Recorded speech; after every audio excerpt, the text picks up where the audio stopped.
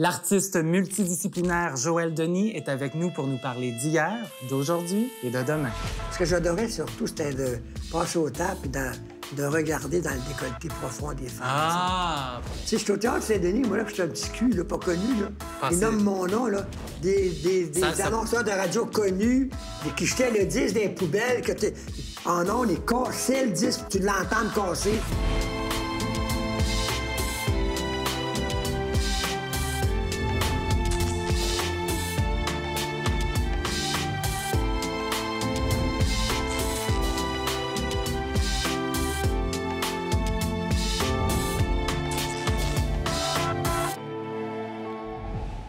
Selon les rumeurs, mon invité serait plus qu'un tannant, ce serait un enfant terrible. Il est comédien, animateur, chanteur, homme multidisciplinaire. Joël Denis, bonjour. Bonjour Yves. Comment ça va? Ça va bien, puis je te remercie du fond du cœur de m'avoir mis sur ta liste. Ma liste de VIP? Oui, je suis privilégié. Je suis content d'être installé aujourd'hui ici avec toi pour jaser de choses et d'autres. J'ai mille choses à te raconter. Bien, je sais qu'on n'aura pas assez de temps, mais on va faire ce qu'on peut. OK, on y va.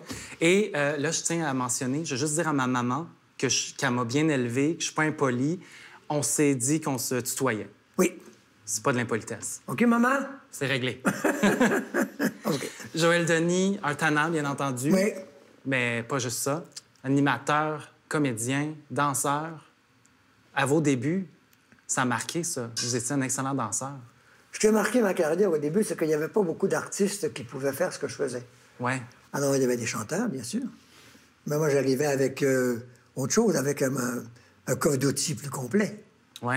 Danse, chanson, comédie.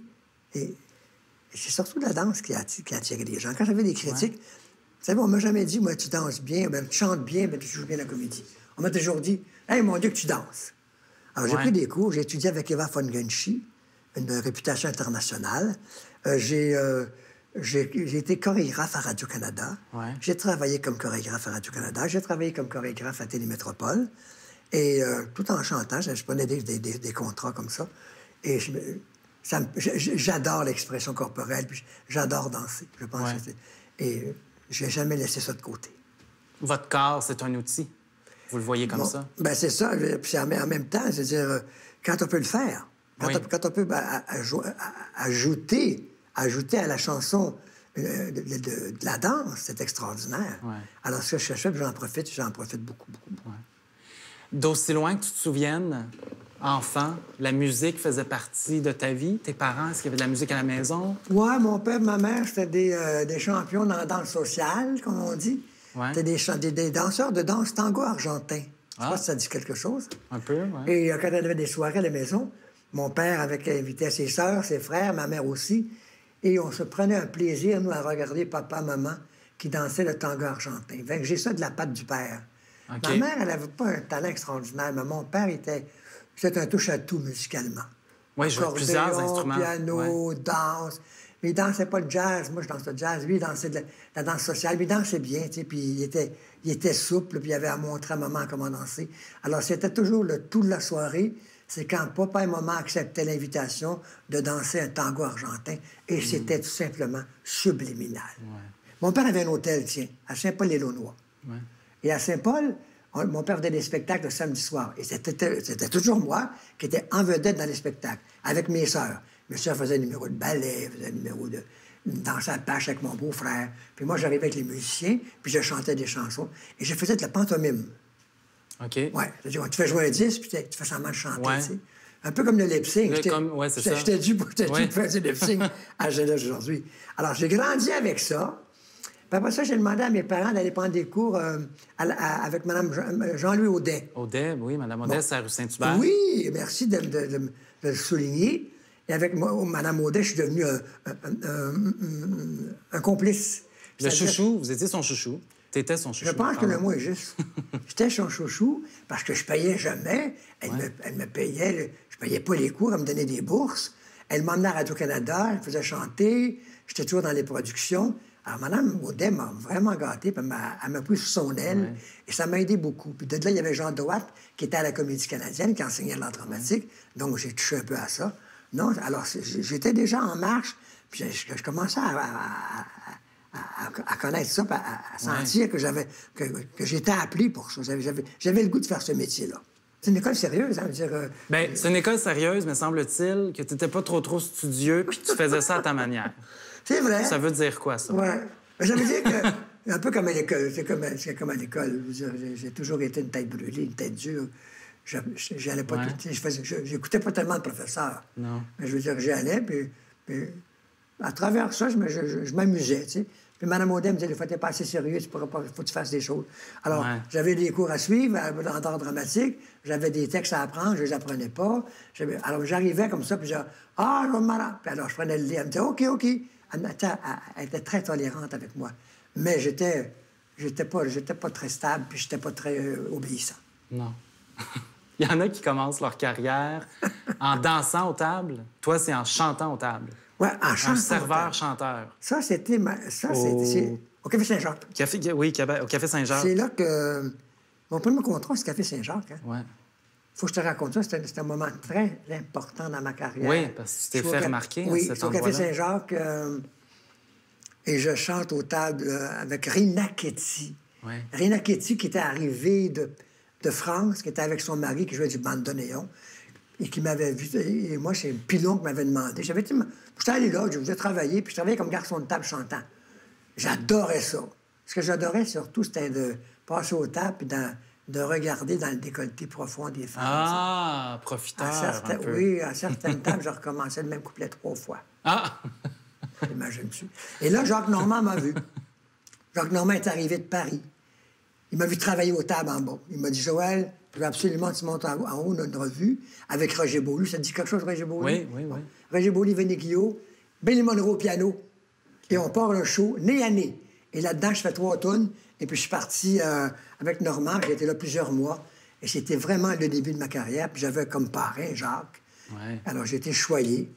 Et cette année-là, je suis parti du Café Saint-Jacques, à regret, à reculons, pour me retrouver à la cave, dans l'ouest de Montréal. Et c'est cette année-là que j'ai reçu le trophée de la découverte de l'année. Ouais. Au Théâtre Saint-Denis. Ouais. Ça, c'était vraiment le coup d'envoi. Ouais. Trophée de découverte de l'année. Waouh, je capotais, mon vieux. C'est un beau moment pour toi, Hey! ça. Un beau moment certain. D'aller chercher ce trophée-là au Théâtre Saint-Denis. Tu sais, je suis au Théâtre Saint-Denis, moi, là, je suis un petit cul, là, pas connu, là. Il nomme mon nom, là. Je monte sur la scène, je m'enfarge dans les escaliers, je manque de prendre de me casser la gueule. Je suis tellement énervé, tellement fou. Allez, en haut, mon trophée, puis je dis n'importe quoi, je me souviens même pas ce que j'ai dit. J'avais un trophée, le trophée de la découverte de l'année. Alors, c'était pour moi un cadeau du ciel. Et justement, le Café Saint-Jacques, ce qui est quand même assez impressionnant, et ça allait bien à cet endroit-là, 20 de paye par semaine, mais plus de 300 de pourboire. Oui, c'est bizarre, hein? Ma mère n'en revenait pas, hein? Puis là, on me donnait 20$ pour la semaine. C'est pas gros. J'arrivais avec 300-400$ à la maison et pour boire. Puis pendant que quand je travaillais à la boîte à Rina, Rina était adorable. Pendant que je chantais, elle faisait mon service, elle ramassait mes pourboires, puis elle les mettait dans mon pot. OK. Elle gardait mes pourboires. Jamais qu'elle a pris un sou. J'arrivais à la maison, j'avais... Ma mère disait, tu fais bien de l'argent, toi? Ouais. Elle m'a demandé 20$ par semaine, mais les pourboires. Puis je travaillais, moi... Oui, mais on commençait à 7 heures, on faisait nos tables. Après ça, on faisait ça jusqu'à 3 ou 4 heures du matin. C'est beaucoup de travail, oui, parce que tu faisais tout, là. Ah, ben je faisais tout. J'étais garçon. Un vrai serveur. Je faisais le ménage. Ouais. Je faisais tout. Alors, j'étais mal habillé. J'avais même pas de costume. Je portais des choses tout croche, tu sais. Jusqu'au jour qu'il y a un bonhomme qui est arrivé au Café Saint-Jacques qui m'a dit « Hey, Joël, je m'intéresse à toi, je vais devenir ton gérant. » Alors, il m'a emmené avec moi dans une mercerie, il m'a habillé des pieds à la tête. Puis là, il a commencé à s'occuper de moi. Puis là, c'est là que j'ai monté en haut avec Jacques Normand pour la revue Nez à nez. Ah. C'est des débuts. Je ne l'ai pas eu facile, hein? J'ai commencé au bas de l'échelle. Oh, oui. C'est pour ça que je suis Étape content. par étape. Oui, oui. Étape par étape. Il y en a qui l'ont trop facile. Aujourd'hui, je suis encore là, puis ça a l'air à bien marcher. Ben oui. Hein?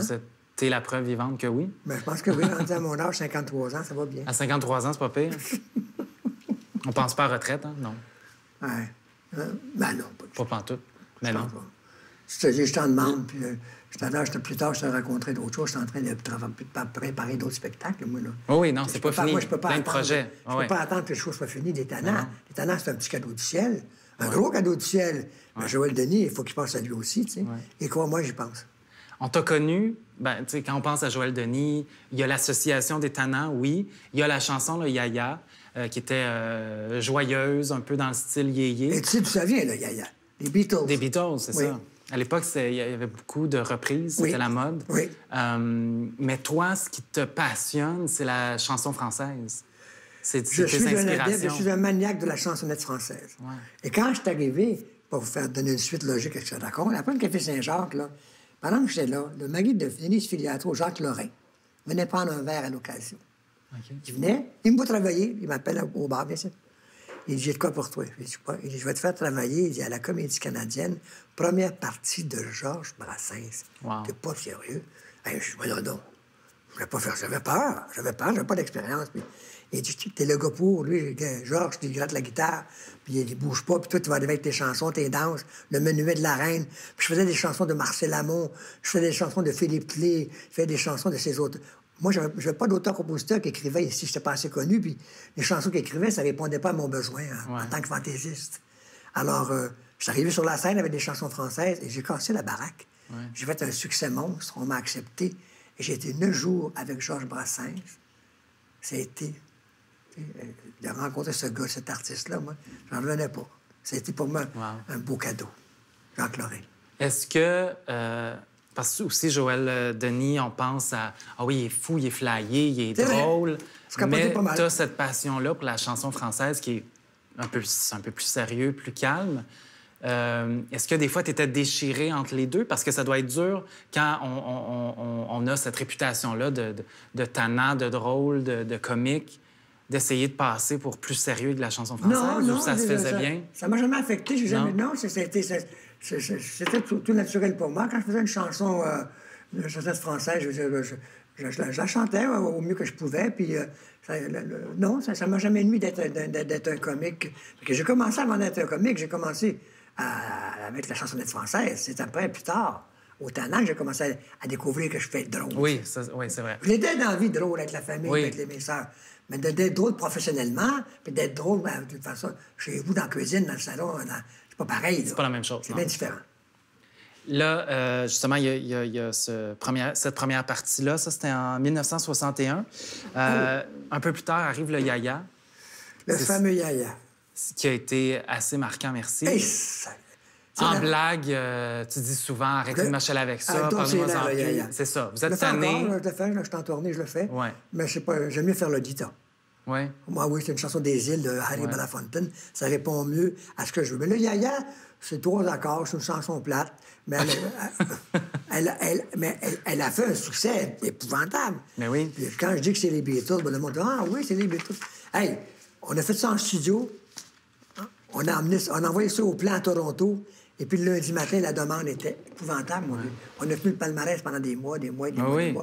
Et on a vendu 135 000 copies de Yaya. Ça s'était jamais, mais jamais vu à Jeunesse aujourd'hui. Ça, c'est important de spécifier parce que 135 000 copies, mais pas d'un album, d'une chanson. D'une chanson. Ce qui est encore plus exceptionnel. Voilà, t'as raison. Ouais. Alors, le monde n'en revenait pas. Ça n'existe plus, ça, aujourd'hui. Bon, plus ça.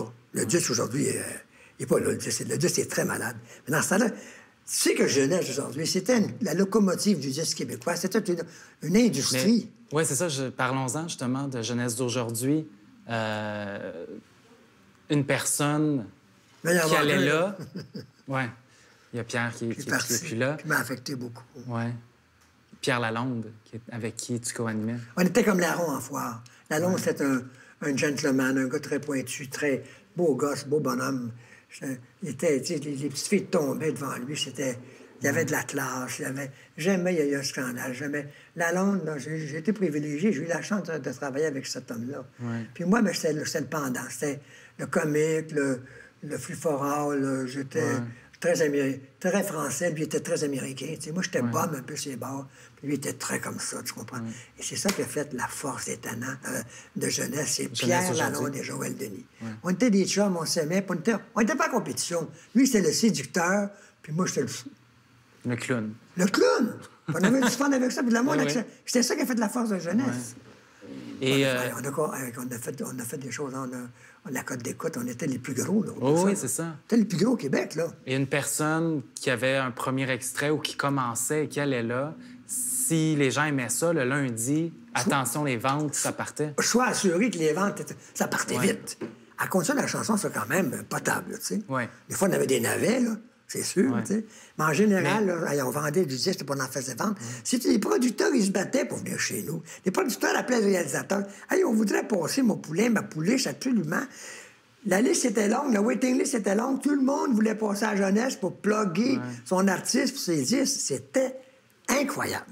Est-ce que, justement, à voir tous ces artistes-là, des fois, tu te disais, ouais, ça, là, lui, il va aller loin, ça va marcher. Puis d'autres, tu disais, ça risque d'être une genre d'étoile filante. On Ben, c'est n'entendra ça. plus parler. Oui, Peut-être bon, que tu es sérieux, capable d'analyser ça. On n'en faisait pas un plat, je veux dire, mais c'est sûr qu'on voyait qu'il y avait des individus là, qui étaient là strictement pour une shot. Là, tu sais. Ouais, Il a fait un disque, c'était le producteur clair. avait mis bien de l'écho sur le disque. Là. Il avait arrangé ça au mix. Tu sais. Il faisait une toune, puis il disparaissait, puis un beau bonhomme, maintenant une belle fille. Mais il y en a qui sont restés très longtemps. Puis mais il y en a qui ont renié. Moi, je me souviens, j'ai fait un jour un genre d'entrevue avec plusieurs artistes. Un producteur m'avait demandé d'interviewer des artistes qui avaient été créés à Jeunesse. Ah oui? Il y en a qui ont renié Jeunesse. Ah, ils ont dit que c'était pas ça qu'ils avaient Ils ont lancé. dit que Ah ouais? Jeunesse, c'est pas ça qui leur avait aidé. Je veux pas faire ici le procès Non. de ces gens-là, mais j'ai été très déçu quand j'ai appris ça. Que non, c'est pas Jeunesse, puis des noms que tu connais, là, des gros noms. Là. Ouais. Non, c'est pas Jeunesse. Hey, attends une minute. C'est Jeunesse qui tombe au monde. T'es pas capable de l'avouer puis de le dire. T'as un manque de classe, mais t'as un manque de cœur quelque part. Tu sais. Parce que Jeunesse, là, si tu fais une comparaison avec la Star Academy, là, c'est très près, là. Ouais. Tu comprends? C'est parent, ça. Le Star Academy, là. Moi, je te dis une chose, qu'on a fait plus de vedettes, nous autres, à Jeunesse, que Star Academy en a fait. Ouais. Star Academy, ils ont lancé du monde. Tu sais. Mais nous autres, on avait, avec les moyens de bord Par qu'on rapport avait, à ceux qui ont percé, là. oui, C'est ça que tu veux dire. avec le moyen de bord qu'on avait, on était très artisanal. On n'avait pas l'équipement que Star Academy avait ces dernières années. Ouais. Puis on est allé très loin avec Jeunesse. Ben oui. On a fait des vedettes. Comme tu dis, des étoiles filantes. Ouais. Mais il y en a qui sont restés Il y en longtemps. a qui ont brillé plus longtemps. Hein? Regarde, Shirley Theroux. Elle est encore là. Elle est encore là. Ben oui. Tu comprends? Jeunesse aujourd'hui, c'était... tu sais, parce que souvent, aujourd'hui, c'est peut-être parce qu'il y a trop d'artistes ou je sais pas trop, ça dilue le phénomène de stars et le phénomène C'est de vrai, ça. fans. Oui. Mais à l'époque, les fans, c'était... Ils vous attendaient partout, ils savaient où ce que vous étiez. Jeunesse d'aujourd'hui, J'aime ça, il fallait tu dis ça. quitter Ouais. le studio avec des gardes de Ben, sécurité. surtout Lalonde. Lalonde, il sortait par le garage, caché dans sa valise de char. Ouais. Écoute-moi bien. Il a, OK, Lalonde, let's go. Moi, c'était moins pire, tu sais, j'étais pas le OK. tombeur. Mais lui, il l'était. Quoi, j'avais des filles qui avaient le kick sur moi, Oui, puis oui. qui m'aimaient, puis ça. Mais Lalonde, c'était incroyable. Alors, c'était la voisine d'aujourd'hui, il se cachait, puis il sortait avec sa... Puis il partait, puis... Mais il y avait le védétariat dans ce temps-là. Ça existait, le Ben védétariat. oui, parce que je sais pas trop je me souviens plus trop à quelle époque, mais il y a une sœur qui a débarqué chez toi, qui a cogné. Oui, Ta et femme ça- a répondu. Oui, Est-ce que Joël est là? oui. T'es venu et Oui. il y avait pas juste une sœur, il y avait un autobus. Avec tous les élèves que j'ai Avec fait tous rentrer les autour- élèves. Puis qui sont baignés dans la piscine. Ben oui, un après-midi, un dimanche après-midi. Ben oui, ben, puis là, j'étais assis avec les sœurs sur un banc, puis je disais, oui, ma sœur, oui, ma sœur. Puis là, t'avais des belles petites filles qui se Ouais. baignaient, puis ma femme avait sorti des amuse-gueules, puis c'était un trip extraordinaire. Mais on était des stars, la Ronde puis moi. Et tous les artistes de notre génération, on était stars. Le star system existait. Il n'est plus là aujourd'hui. Non, c'est ça. Aujourd'hui, on dit que les gens ne veulent pas l'avoir, le star system. Regarde les stand-up comiques, tout ça, là. De toute façon, tu sais, je veux dire, j'ai rien contre eux, ils sont extraordinaires. Mais je trouve qu'il faut garder une distance. Tout en étant prêt, il faut garder une certaine distance entre le public et soi. Ben là, vous étiez... Ça c'était pas mal près, là. C'était Les prêt, sœurs, mais la les élèves distance, dans elle la est piscine. psychologique. OK. OK? Tu peux être près de quelqu'un, mais tu veux garder une distance, OK. pareil, tu sais. Ouais. Dans ton agissement, dans la façon dont tu Ouais. réponds. C'est ça. Tu peux être très près, mais tu gardes une distance. Tu gardes comme un respect. Quand tu as le respect, c'est ça. Alors, dans ce temps-là, c'était « Wow! Joël, Jean-Pierre, Michel Louvain, Donald Lautrec. » Ben oui. C'était toutes des stars. Puis les filles, Michel Richard, Charles Theroux, Anne-Renée, Anne-Renée, oui. Ginette Renault. Ben oui. Là, j'en oublie, mais Ah ouais. on avait une machine à fabriquer des vedettes. C'était incroyable quand tu penses à ça. Avec ce qu'on avait, on n'avait rien. Ouais. Et toi aussi, parce que oui, t'animais Jeunesse d'aujourd'hui, mais en parallèle, chanteur en même temps, t'as Oui, sorti là, des disques. Écoute, on avait, Pierre et moi, on avait entre les mains une émission extraordinaire. Tu sais, Ouais. On en a profité. Hein. Tu sais, On a profité de cette émission-là. Il y a des... Tu sais pas, on a profité parce que... Comment ça nous payait, ça? Tu permets que je continue là-dessus? Oui, oui. Ça nous J'imagine. payait 62$ par semaine. Écoute-moi bien, là. Ouais. Alors, mais moi, je faisais combien par semaine? Je faisais dans ce temps-là 3 000 à 4 000 par semaine. Je sais pas pourquoi. Je faisais des spectacles, j'avais des commerciaux. Ma femme n'en devenait pas. Je faisais des sous. Dans ces années-là, moi, j'ai fait des 300 000 par année. Wow. Pas avec jeunesse, avec tout ce que jeunesse m'apportait. Ouais. C'était ma carte de visite. Des commerciaux à Toronto, je passais des 3-4 jours à Toronto, puis dans le studio à Marco, à Montréal, Marco m'avait dit, apporte ton sleeping bag, de la radio, du national, des milliers de dollars que j'ai fait en commerciaux à cause de jeunesse. Mais on voyait que je devais chanter, que je devais danser. Et je vais te dire une chose, puis ça, tu me croiras peut-être pas, la Londe ne faisait pas de commerciaux. Ah. La Londe n'a jamais fait de commerciaux ou un commercial. Moi, j'étais plein. J'ai fait McDonald's, j'ai fait Kellogg, je faisais le coq, là. J'ai fait toutes les grosses... Hey, je pilais l'argent, mon vieux, puis je faisais 62 piastres à chaque produit. Là, le musical des jeunes est arrivé, puis là, c'est parti, moi, là. Oui. Mais malgré, puis ça, tu as toujours été honnête, puis c'est ça que j'aime de toi, c'est que oui, il y a du succès, oui, il y a des belles choses, mais tu es capable de dire aussi que des fois, ça a moins bien été. C'est sûr. Il y a eu des moments, il y a eu des hauts, il y a eu des bas. Il y a eu des moments que Il y a plein d'argent comme ça, mais à un moment donné, plus d'argent aussi. Ça va moins bien. J'ai eu beaucoup d'argent. À un moment donné, j'étais cassé. J'étais le ciel, l'enfer dans mon corps.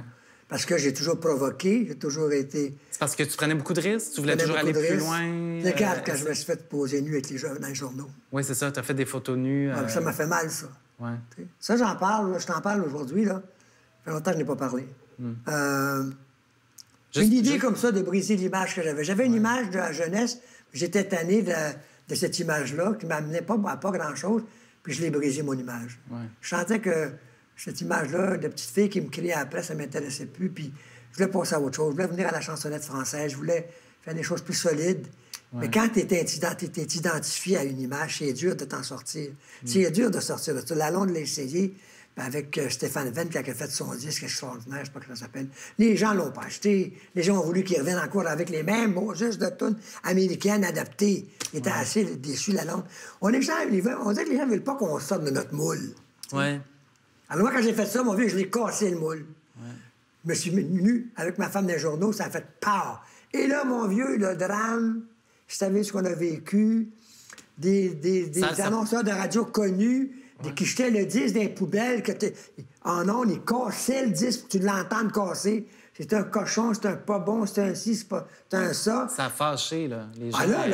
Puis les gens, je prenais du crédit avec ça, pour les madames. Je faisais du crédit. Hey, on va montrer qu'on ne l'aime pas, qu'il a fait une cochonnerie, t'es montré nu. On va oublier ses disques, ça va monter une... Hey, j'ai vécu ça, moi. À un moment donné, je ne travaillais plus, j'avais plus de contrat, j'avais plus d'argent. Mon beau-frère m'apportait de l'épicerie de son magasin dans le Nord, puis que j'avais plus rien à manger. Ça m'a fait de me montrer les fesses dans les journaux. Ça a duré longtemps, puis c'était pénible. Ouais. Mais comme un boxeur, je me suis mis un genou à terre, puis je me suis relevé, puis j'ai dit, Christophe Colomb, je vais continuer ma carrière. Je ne lâcherai pas là. J'avais envie de dire Christ, mais j'ai dit Christophe Colomb. C'est bon. Vous m'aurez pas. Puis ils m'ont pas eu, puis j'ai remonté. J'ai encore fait donner d'autres ISV, mais je me suis toujours battu. Oui. Je suis comme Don Quichotte, moi.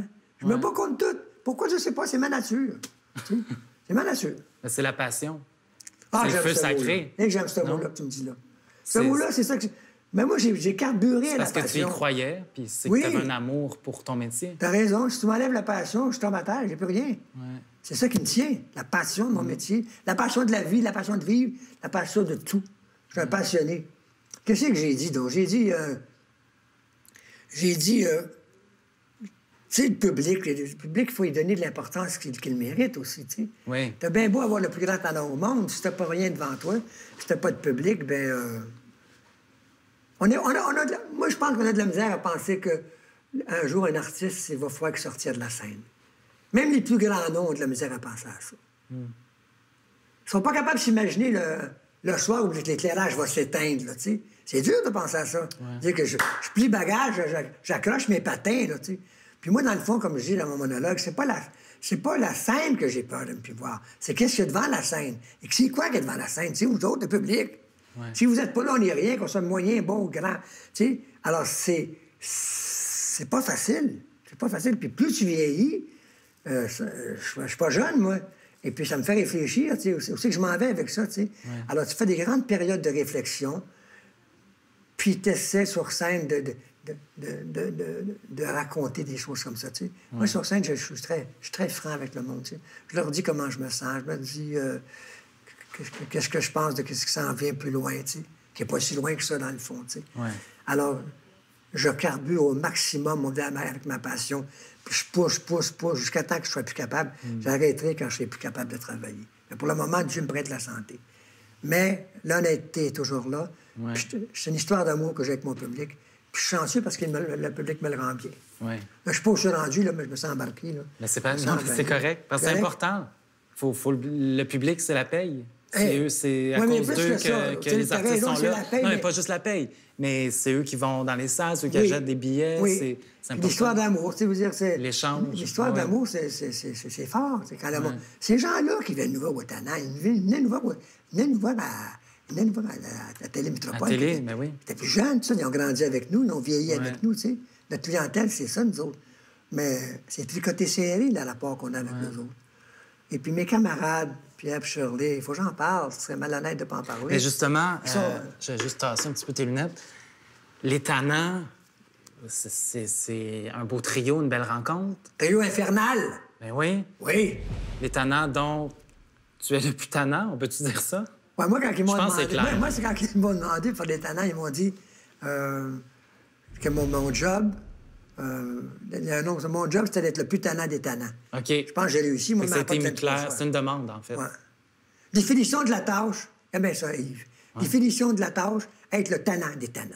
Okay. Ça, c'était ma job. J'ai réussi, puis j'ai été tannant. Puis l'herbier me m'apporte souvent. Il me disait, non, arrête, ça n'a pas de bon sens. Puis il me reprenait. Ouais.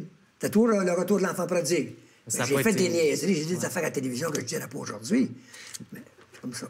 Mais c'est ça parce que, oui, Les Tannants, c'est le nom du trio, c'est le nom de l'émission. Oui. Mais justement, je lisais que plus qu'une fois, vous vous êtes retrouvés, peut-être plus toi ou peut-être les trois, je sais pas, dans le bureau du boss. Ah oui. Et on se faisait parler dans le casque, là. On se faisait parler dans le casque. Surtout moi. C'est parce que, vu qu'il y avait beaucoup d'improvisation, ça débordait, des choses qui étaient dites qu'il fallait pas. Oui. Qu'est-ce qu'on te reprochait? On débordait dans certaines improvisations.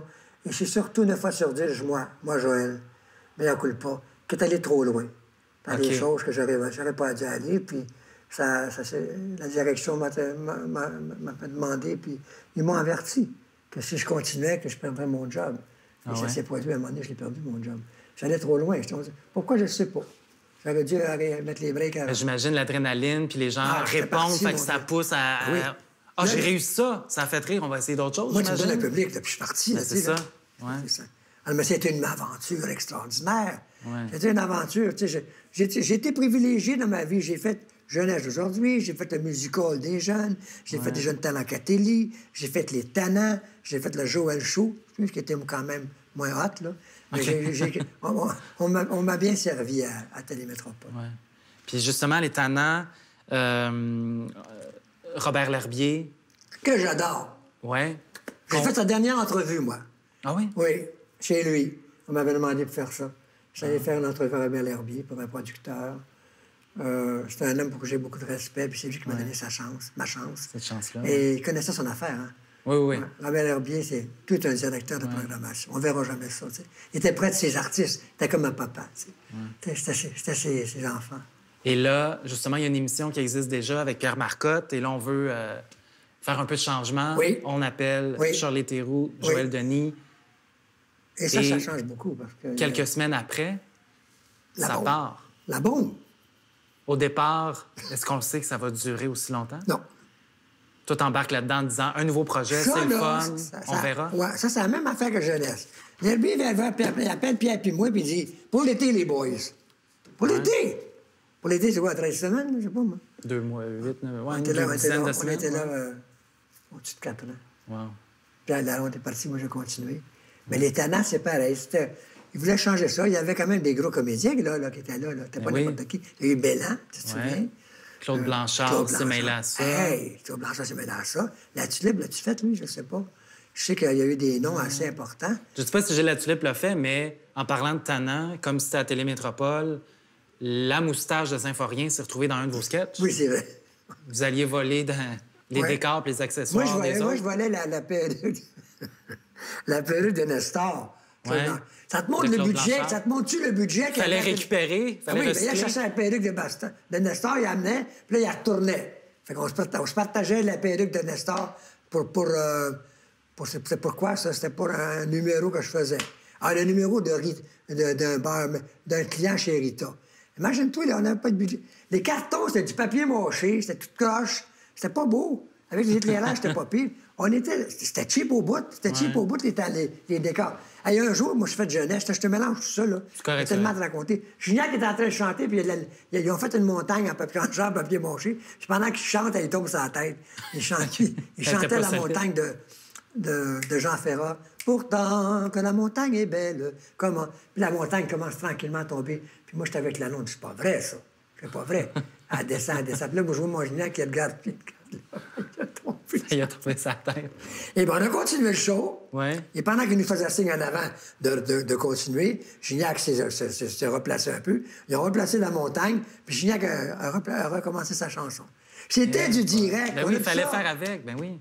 Quel le direct, c'est extraordinaire, le direct. Ouais. Tu dirais-tu, au moment où on se parle, là, qu'il y ait 300 000 personnes qui nous écoutent, là? Wow! Ça serait quelque chose. C'est autre chose. C'est impressionnant. Alors, c'est pour ça, quand je fais des émissions américaines, j'essaie quand même de mousser ça, de me pousser à m'amuser et à avoir du fun. Ouais. Et j'ai du fun. En ce moment, là, je raconte ça d'affaires, là, puis je me sens bien. Les Tannants, super marquants. Quelques décennies plus tard, un producteur vous rappelle. Pierre Marcotte a été un peu plus difficile à convaincre parce que lui, c'est un peu retiré de un peu plus difficile à convaincre. Sa santé n'est pas sans forme comme nous. Il demeure à Saint-Irénée, donc c'est un bail. Ouais. C'est assez loin. Shirley aussi n'était pas chaude à l'idée. Shirley, je vais te raconter. C'est pas te la raconter, ça va faire une confidence. Shirley Manet a été écœurée de nous autres. Elle voulait plus le voir. On est tombé sur les nerfs. Oui, c'est ça. On est tombé sur les nerfs parce qu'à la fin, on faisait les tannants, puis on allait manger, puis on n'arrêtait jamais. Alors, moi, j'arrête jamais. Fait que, à un moment donné, elle n'avait par-dessus la tête. Elle dit, je ne veux plus vous voir à ma table. Fait que nous, on mangeait, Marcotte puis moi, on mangeait une table, puis Shirley mangeait à l'autre table. À un moment donné, quand ça a fini, ça a fini un peu en queue de poudre, ça a fini croche. Puis moi, je suis parti le premier, ils m'ont mis à la porte. Et puis Shirley est restée avec Pierre. Puis après du compte, après ça, c'est Shirley qui est parti. Ouais. Puis là, c'est eu Andrun et tout ça. Mais c'était plus le même produit. T'sais. Je veux pas dire qu'on était meilleur, mais l'image des Tannants, de ces trois moineaux-là, faire Shirley Joël, il y avait quelque chose de spécial. C'était magique. Ouais. Et bon, on s'est dit, c'est terminé. Mais pendant des années, je me suis dit, j'ai adoré faire des Tannants. Et un jour, le téléphone sonne, comme tu dis. C'est Martin Leclerc qui appelle et qui nous propose de faire les Tannants. Moi, je pensais que c'était une blague. Non, je croyais pas à ça. Excuse-moi, quel gars va être assez niaiseux pour produire les Tannants? C'est fini, les Tannants. Ça ne pognera pas. Mais mon vieux, ça a pogné. Ça lâche pas. Ça a pogné au bout. Là, Pierre a dit oui, Shirley. Nous, on attendait après... Je l'appelle ma mère supérieure, Shirley. On attendait après ma mère supérieure pour qu'elle dise oui, pour que ça disait non. Il y avait rien qui se faisait. Là, Shirley a dit OK, j'embarque. Ils ont dit avec Joël puis Pierre, elle a dit oui. On s'est rencontrés. Et quand on s'est rencontrés, ça fait longtemps qu'on ne s'était pas vus. C'était comme hier. C'était comme hier. Ouais. C'est comme si on était séparés la veille. Tu nous aurais dit, faites un sketch à soir, on l'aurait fait. Ouais. On avait gardé ça, là, cette chimie-là, puis cette complicité-là qui nous habille tellement bien. Qu'est-ce qui fait les Tannants? C'est la complicité de ces trois personnes. C'est la base. Dans des créneaux différents. Pas de compétition, puis on s'entend bien, un clin d'œil, un mot, puis on sait ce que l'autre veut, tu sais. Alors, c'est it, man. Et c'est ça qui fait le succès. Mais là, moi, ce que je fais, est-ce que je peux en parler de peux-tu parler de mon nouveau show? Tout ce que tu veux, Joël. Ah oui? Moi, les Tannants, ça ne durera pas toute une vie, là. Ça va arrêter, à un moment donné. Je pense qu'il nous en reste une dizaine à faire. OK. Tout le monde a de la peine, tout le monde est sur le cul. On dit, on est Tannants, bon, c'est plate. Tu sais, on s'est créé une petite famille avec la technique, les musiciens. Et c'est chouette. T'sais. Quand on se rencontre, on est content de se voir. Mais ces familles-là, dans le show business, ça se brise vite. Hein? À un moment donné, c'est fini, puis tu restes avec des souvenirs, puis c'est plate, c'est triste. Mais là, moi, entre-temps, j'ai un show sur lequel je travaille depuis des années. J'avais commencé à écrire ça il y a peut-être 7-8 ans, un show qui s'appelle Les Nuits de Montréal. Et là, ça va être le 350e anniversaire. C'est le 350e. 375, oui. OK? 375e anniversaire. J'ai décidé de sortir des tiroirs de les Nuits de Montréal. J'ai commencé à les regarder, j'ai appelé Martin, j'en ai parlé, puis il m'a dit, ça, je trouve ça intéressant. Je veux faire revivre les Nuits de Montréal du temps de Jacques Normand, de Jean Raffa, 1957 à 1964, où c'est Normand qui arrivait de Québec, puis à Montréal, les cabarets, tous les shows étaient en anglais, et les animateurs étaient en anglais aussi, les maîtres de cérémonie. Et c'est Normand qui a commencé à franciser ça. Là, il a ouvert le Faisant Doré avec une gang de gars, avec les Berval, avec les Pierre Roche, les Charles Aznavour, les Monique Lérac, les Colette Bonheur, les Denis Drouin. C'était toute une gang, puis on a commencé à faire marcher cette place-là, et ça a marché. Ouais. Puis à un moment donné, il a fallu qu'ils déménagent leur pénate, mais ils se sont ramassés, ils ont fait un autre place, donc on va à côté, le Saint-Germain-des-Prés. Alors ça, c'était les belles années florissantes du cabaret à Montréal.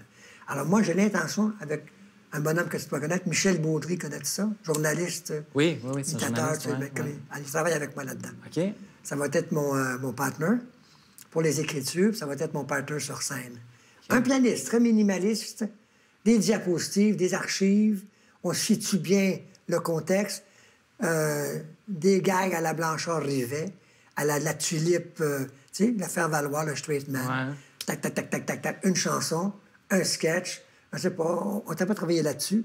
Et j'ai le goût de triper dans ce nouveau show-là. Puis la chantante, tu connais, j'aime les nuits de Montréal. Ça me rappelle la place Pigalle. On rit, on chante, on boit, on danse. Ta, ta, ta, ta. C'est gay, c'est le fun. On va faire revivre ça. Puis les gens vont être intéressés. Vive les nuits de Montréal! Il faut.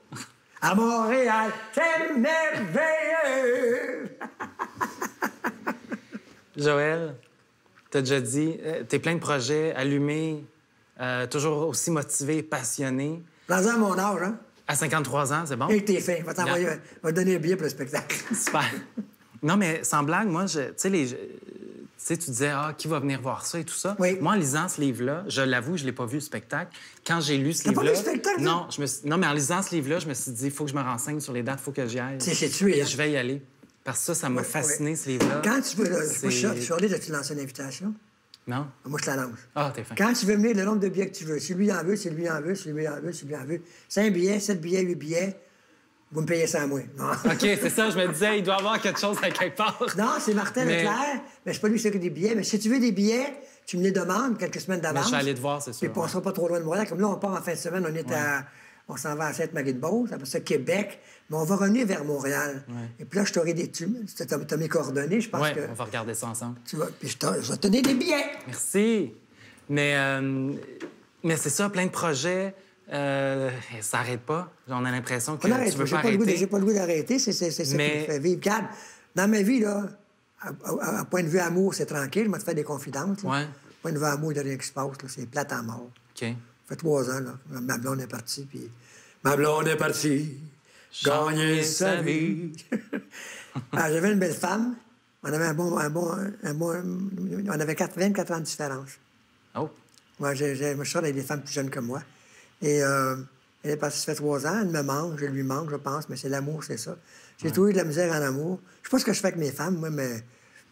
mais t'es peut-être... Elle ne reste même pas assez longtemps pour partir avec mon ménage. Ben, c'est quand même bon. Alors, Malgré leur tu sais jeune... que je fais, gars, je vais finir mon pitch.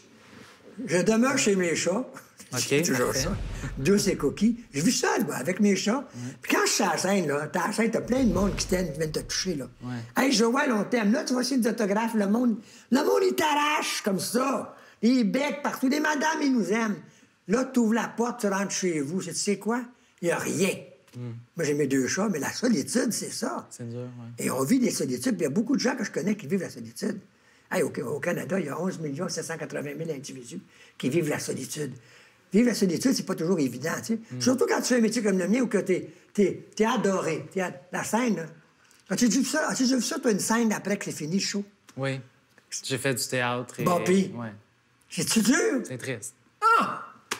C'est comme la mort. Il y a un petit moment, difficile. Hein? Ben, la solitude, ça m'aime aussi. Ça fait, tu rentres chez vous, Ça sent pas bon, puis qu'il y a personne qui t'a fait un petit plat d'amour. Puis, moi, j'ai mes 2 chats, c'est mon comité d'accueil. Mais c'est ça, la vie. Alors, moi, alors, ça revient à ta question, je me consacre mes énergies sur le show business, tout ça, en priant le Seigneur, le bon Dieu, à tous les jours, qui me donne la santé. Ma mère est morte, elle a vécu 99 ans et 10 mois. Wow. Puis mon cher Yves, elle m'a donné ses gènes. Fait que t'es pas sorti du bois avec moi. Fait qu'on va se revoir, c'est sûr. Yes! Mais justement, vieillir, la mort, ça vous fait suer. Ça me fait chier. Ça te fait suer, ça te fait... Ouais. Ça me fait chier, moi. Ouais. On a le droit de dire ça, ce mot-là. Ouais. La mort, moi, je suis habité par 2 démons, la vieillesse puis la mort. J'essaie de reculer tout ça, mais je suis pas capable. Je te dis, je suis un être humain, je suis pas un immortel. Tu sais, là, tu veux pousser, là, tu veux... le temps s'en vient sur toi, puis tu le sens. Tu te sens assaillir.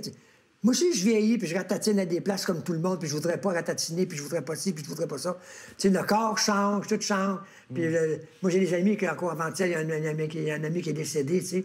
Ça te fait réfléchir, ça te fait penser à toutes sortes d'affaires, puis ça nous change. Malgré, si on dit des hommes intelligents, des femmes intelligentes, ça nous fait réfléchir. Qu'est-ce qu'on va faire? T'sais, on s'en va où, là? Alors, moi, la mort, ça me fait peur.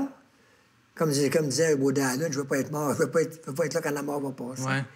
Et la vieillesse, ça me... Les gens me disent, « Ah, M. Denis, vous vieillissez pas, vous. » Ben oui, madame, monsieur, je vieillis comme tout le monde.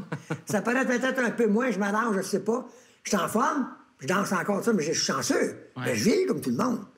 Et ça me plaît pas, ça me fait... Ouais. Ça me fait... Je t'ai dit tantôt. Fait qu'on va se finir ça sur notre plus C'est positive. fini? Déjà fini? Ben oui, le temps passe vite. On a fait 10 minutes, là? On a fait 12, je pense. On a dépassé. Ça va bien vite, mais ça, va j'ai rien vite. raconté.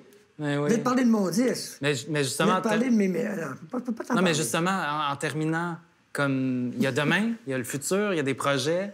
Oui, demain, y a- les Nuits de Montréal, ça fait partie de demain. Ouais. J'ai pensé à un long jeu latin qui s'appellerait Brésil-Québec, qui fait partie de demain. Mais les 10, mon vieux, là. Écoutez Charlie tantôt. C'est mort, le 10. On n'en vend pas de 10. Si tu veux gaspiller de l'argent, puis tu veux mettre de l'argent dans... Tu veux la mettre dans le lavabo, ton argent. Le 10, c'est capote. Tu peux faire des 10 comme ça, présenter à ton spectacle, puis en vendre. Mais les maisons sont plus intéressées bien à faire du 10. Non. Ils veulent pas s'investir, puis les producteurs non plus. Le 10, c'est bien malade au Québec. Puis le show business, c'est pas si florissant que ça. Il faut être entre bonnes mains. Il faut connaître les bonnes personnes, parce que c'est pas évident. Il y a tellement beaucoup d'artistes qui ont du talent et qui n'ont pas la chance de se faire valoir. C'est ça, c'est injuste, tu sais. Alors, ces jeunes-là qui poussent, moi, je leur souhaite de tout mon cœur qu'ils réussissent. Des gars comme toi, qui ont le culot de produire, de faire des choses, bien, je vous dis chapeau. C'est ça, la relève, elle est là. Mais il faut oser. Si tu n'oses pas, puis si tu attends après les invitations, bien souvent, ça ne viendra jamais. Alors, Alain, Yves, tu fonces. Les jeunes, foncez. Allez-y, allez de l'avant. Ouais. Sinon, là, vous aurez rien. Vous allez rester chez vous, vous allez mourir chez vous. There's no business like show business. Ta, ta, ta, ta. On a fini? C'est fini, on va se laisser là-dessus. Joyeux Joël, merci. Je t'aime, Joël. bon. Merci beaucoup. En tout cas, j'espère que tu m'as trouvé correct. Ben oui. Parce que j'ai tout raconté toutes sortes de choses. Je me suis... Puis là, c'est... J'ai vomi, moi.